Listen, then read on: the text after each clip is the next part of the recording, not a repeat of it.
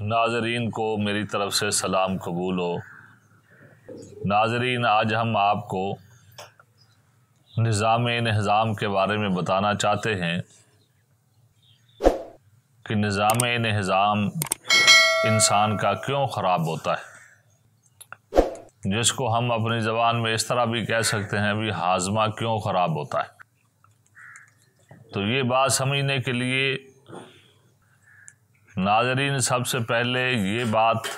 یاد کر لیں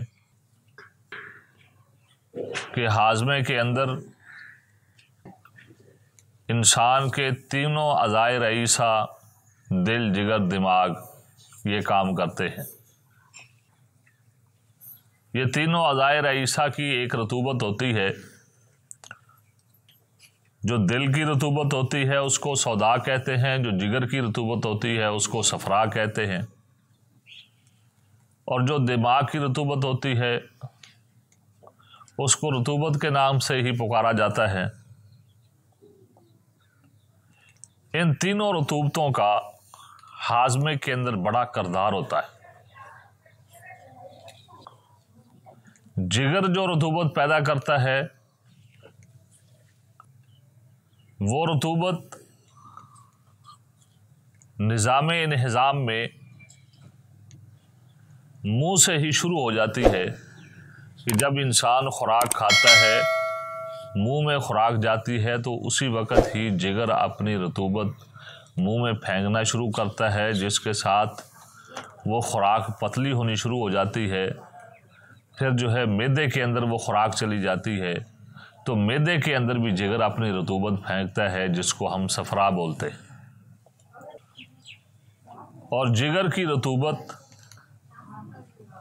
کھائی ہوئی خوراک کو پتلا کرتی ہے، جس کے ساتھ انسان کو ہاضمہ ہوتا ہے کہ کھائی ہوئی خوراک ہضم ہو جاتی ہے۔ جب جگر کی رطوبت سے خوراک پوری طرح پتلی نہ ہو رہی ہو، مزید رطوبت کی ضرورت ہو، تو پھر دماغ جو ہے وہ اپنی رطوبت معدے پر پھینکتا ہے، جس کے ساتھ خوراک مزید پتلی ہو جاتی ہے۔ پھر جو ہے وہ پتلی ہو کر کچھ حصہ خون کا حصہ بن جاتی ہے، خون بن کر، اور کچھ حصہ جو ہے وہ انسان کے پیشاب کے راستے اور اسی طرح پخانے کے راستے نکل جاتا ہے۔ میں جو آپ کو بات بتا رہا تھا وہ یہ تھی کہ جگر کی رطوبت اور اسی طرح دماغ کی رطوبت یہ معدہ میں خوراک کو پتلا کرتی ہے۔ اور تیسری ہے دل کی رطوبت۔ دل جو ہے اپنی رطوبت جب معدہ پر پھینکتا ہے، اس کے ساتھ بھوک کا احساس ہوتا ہے کہ پہلی خوراک ہضم ہو گئی ہے اور خوراک جو ہے معدہ میں بھیجو، خوراک کی اور ضرورت ہے۔ دل کی رطوبت کا یہ کام ہے۔ اس کو آپ ایک مثال سے بھی سمجھ سکتے ہیں کہ معدہ کے اندر انسان کو 3 حالتوں سے واسطہ پڑتا ہے۔ یا تو انسان آ کر کہتا ہے جی میرے معدے میں خشکی بڑی ہے، یا وہ آ کر کہتا ہے جی میرے معدے میں گرمی بڑی ہے، تو یا آ کر وہ کہتا ہے جی مجھے بھوک ہی محسوس نہیں ہوتی، میں کھاتا بھی نہیں ہوں، لیکن پھر بھی معدہ جو ہے وہ پر ہی نظر آتا ہے۔ اب یہ 3 حالتیں انسان کو پیش آتی ہیں، جو اکثر آ کر مریض ہمیں دواخانے پر بھی بتاتے ہیں۔ اب جب جو ہے مریض آ کر خشکی کا بتاتا ہے کہ جی میرے معدے میں خشکی بہت زیادہ ہے، منہ بھی بڑا خشک ہوتا ہے، تو اس کا مطلب یہ ہوتا ہے کہ دل اپنی رطوبت جو سودا کے نام سے بولی جاتی ہے وہ معدے پر بہت زیادہ پھینک رہا ہے، جس کی وجہ سے معدے کے اندر خشکی پیدا ہو گئی ہے۔ جب معدے کے اندر خشکی زیادہ پیدا ہو جائے تو اس کی علامت یہ ہوتی ہے کہ انسان کو بھوک بہت زیادہ محسوس ہوتی ہے۔ کئی مرتبہ تو ایسا ہوتا ہے کہ پہلی خوراک انسان کو ہضم نہیں ہوئی ہوتی، لیکن انسان کا جو ہے دل کر رہا ہوتا ہے بھی بھوک لگ گئی ہے، بھوک کا احساس بڑا ہو رہا ہوتا ہے اور انسان کھانے کے لیے تیار ہوتا ہے۔ اس کی وجہ یہ ہوتی ہے کہ جب دل جو ہے تحریک میں ہو، صداع بہت زیادہ پیدا کر رہا ہو اور معدے میں گرا رہا ہو تو جگر اس وقت سکون میں ہوتا ہے، تو جگر اپنی رطوبت جو ہے وہ معدے میں نہیں پھینک رہا ہوتا، جس کی وجہ سے معدے کے اندر خشکی بہت زیادہ پیدا ہو جاتی ہے۔ تو خشکی زیادہ پیدا ہونے کی ایک علامت یہ بھی ہوتی ہے کہ انسان میں معدے کے اندر ہوا کا بہت زیادہ پیدا ہونا، جس کو ہم ری بولتے ہیں۔ اسی طرح تیزابیت جو ہے اس کا بہت زیادہ پیدا ہونا، جوڑوں کے اندر جو ہے دردیں ہونا، یہ بھی ساری علامتیں ہیں۔ تو اور بھی بہت ساری علامتیں انسان کے جسم پر نظر آ سکتی ہیں جس کا تعلق معدے کے اندر صداع کے بڑھنے کا ہوتا ہے دل کی تحریک کی وجہ سے۔ اسی طرح جو ہے کئی مریض آ کر بولتے ہمارے معدے میں بڑی گرمی ہے۔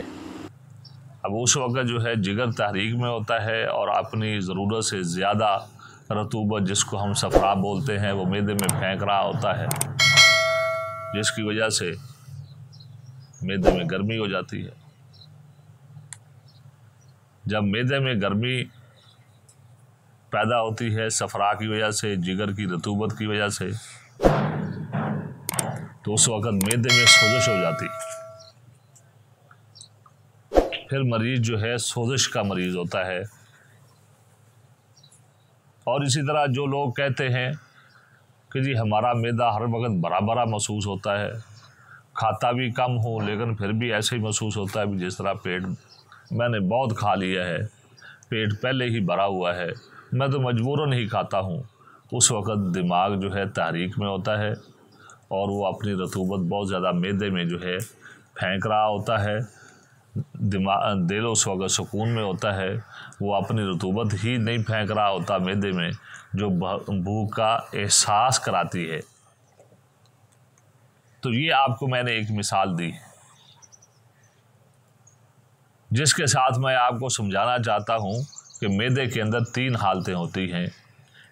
یا خشکی والی یا گرمی والی یا تری والی۔ خشکی والی ہوگی تو اس کا مطلب دل میں تحریک ہے، گرمی والی ہوگی تو جگر میں تحریک ہے، اور اسی طرح اگر تری والی ہے تو پھر دماغ کی تحریک ہے۔ اب جو ہے اگر آپ اس کی تشخیص کرنا چاہتے ہیں تو آپ نبض سے بھی کر سکتے ہیں، اور اسی طرح آپ پیشاب سے بھی کر سکتے ہیں، یا جو علامتیں نظر آ رہی ہیں اس سے بھی آپ تشخیص کر سکتے ہیں۔ تو انسان جو ہے یہ ساری چیزوں کو سامنے رکھتے ہوئے نبض، پیشاب اور انسان کی جو علامتیں نظر آ رہی ہوتی ہیں ان کو سامنے رکھتے ہوئے انسان تشخیص کرے کہ میرے معدے میں کیا مسئلہ ہے، خشکی ہے یا گرمی ہے یا رطوبت ہے، دماغ کی رطوبت ہے۔ جب یہ تینوں رطوبتیں اعتدال کے ساتھ معدے میں گرتی رہتی ہیں تو انسان کا ہاضمہ بالکل درست ہوتا ہے، نہ قبض ہوتی ہے، نہ اسی طرح جو ہے اور کوئی تکلیف ہوتی ہے۔ لیکن جب انسان کے معدے میں ان تینوں میں سے کوئی ایک رطوبت بھی حد سے زیادہ بڑھنے لگتی ہے، اعتدال سے زیادہ گرنا شروع ہو جاتی ہے، تو اس وقت انسان کو پھر معدے میں بھی مسائل بن جاتے ہیں، پھر پورے جسم کے اندر بھی علامات نظر آنی شروع ہو جاتی ہیں۔ تو معدے کے لیے جو ہاضمے کی خرابی کا سبب ہے اس کے لیے آپ موٹی سی ایک نشانی یاد کر لیں کہ اگر بھوک کا احساس زیادہ ہو تو پھر جو ہے دل میں تحریک ہوتی ہے، صداع بہت زیادہ گر رہا ہوتا ہے، اور اگر انسان کو معدے میں سوزش، مروڑ کی کیفیت اور معدے کے اندر درد، تو اس وقت جو ہے یہ سوزش کی وجہ سے درد ہوتا ہے، یہ صفرا کی زیادتی کی وجہ سے ہوتا ہے۔ تو اگر انسان کا پیٹ ویسے ہی بھاری رہے، کھائے بھی نہ، پھر بھی محسوس ہو کو کھایا ہوا ہے، تو اس وقت دماغ کی رطوبت جو ہے معدے میں زیادہ ہوئی ہوتی ہے۔ تو اس کا علاج اسی طریقے سے کریں گے جس طرح ہم آپ کو ہر بیماری کا علاج بتاتے ہیں۔ اگر تو آپ کو کھایا بھی نہیں لیکن پھر بھی محسوس ہوتا ہے کہ میرا پیٹ فل ہے، تو پھر آپ کا دل جو ہے وہ سکون میں ہے، دماغ جو ہے تحریک میں ہے، تو آپ نے دل کو تحریک دے دینی ہے۔ ایسی چیزوں کا استعمال کرنا ہے جس کے اندر خشکی بھی ہو اور ساتھ حرارت بھی ہو، تو اس کے ساتھ آپ کا معدہ جو ہے وہ بالکل درست ہو جائے گا۔ اگر آپ کو جو ہے قبض کی شکایت ہے، دماغ کی تحریک میں قبض ہوتی تو نہیں لیکن لیس زیادہ ہونے کی وجہ سے قبض کی شکایت ہو جاتی ہے، انسان لیٹرین میں بیٹھ کر کافی دیر جو ہے وقت لگاتا ہے، تو ایسی صورت میں آپ ایسی چیزوں کا استعمال کریں جو خشک بھی ہے ہوں اور اسی طرح اس میں حرارت بھی ہو، تو آپ کی یہ ساری تکلیفیں دور ہو جائیں گی جو دماغ کی تحریک کی وجہ سے معدے کے اندر آپ کو پریشان کر رہی ہوں گی۔ اگر آپ محسوس کرتے ہیں کہ معدے کے اندر ہوا بڑی ہے اور اسی طرح کھانا جب میں کھانے لگتا ہوں تو 4 5 روٹیاں کھا جاتا ہوں، لیکن پھر بھی جو ہے دل کر رہا ہوتا ہے ابھی میں اور کھاؤں، کھانا کھانے سے دل نہیں بھرتا، کھانا پوری طرح ہضم بھی نہیں ہوتا لیکن پھر بھوک کا احساس بہت زیادہ بڑھ جاتا ہے، تو اس وقت دل میں تحریک ہوتی ہے اور جگر اس وقت سکون میں ہوتا ہے، وہ اپنی رطوبت جو ہے معدہ پر نہیں پھینک رہا ہوتا، تو آپ اس وقت جو ہے بطور علاج ایسی چیزوں کا استعمال کریں گے جس میں گرمی زیادہ ہوتی ہے، جس کے ساتھ جگر تحریک میں آئے گا اور وہ صفرا پیدا ہونا شروع ہوگا، وہ صفرا معدے میں گرنا شروع ہوگا، جس کے ساتھ کھائی ہوئی غذا جو ہے وہ ہضم ہونا شروع ہو جائے گی۔ جس طرح ہی وہ غذا ہضم ہوگی تو پھر جو ہے وہ معدے سے آگے انتڑیوں میں جائے گی اور اسی طرح وہ انتڑیاں جو کھائی ہوئی غذا کا گند ہوگا وہ باہر پھینک دیں گی اور باقی محلول جو ہے وہ جگر کو چلا جائے گا، جس کے ساتھ خون جو ہے وہ بنے گا۔ اس طرح جو ہے آپ جگر کو تحریک دیں گے تو معدے کی آپ کی ساری علامتیں ہی ٹھیک ہو جائیں گی۔ اگر آپ کے معدے میں گرمی ہے جس کی وجہ سے آپ کے معدے میں سوزش ہو سکتی ہے، آپ کے معدے میں سوزش کی وجہ سے درد بھی ہو سکتا ہے، جو آپ غذا کھاتے ہیں وہ ہضم تو ہو رہی ہوتی ہے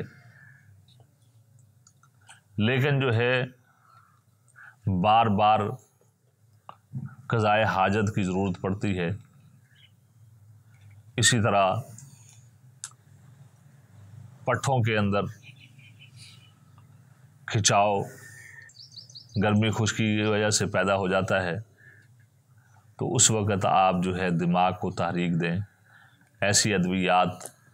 ایسی خوراک کھائیں جس کے ساتھ دماغ تحریک میں آئے اور وہ اپنی رطوبت جو ہے معدہ پر پھینکے، جس کے ساتھ آپ کے معدے کی ساری بیماریاں دور ہو جائیں گی۔ اور یہاں پر میں آپ کو ایک بات اور بھی سمجھانا چاہتا ہوں کہ جو بسوں کے اندر اسی طرح بہت سارے ایسے حکیم جو عطائی حکیم ہوتے ہیں 50 دوائیوں کی پھکی بنا لیتے ہیں اور ان کا دعویٰ ہوتا ہے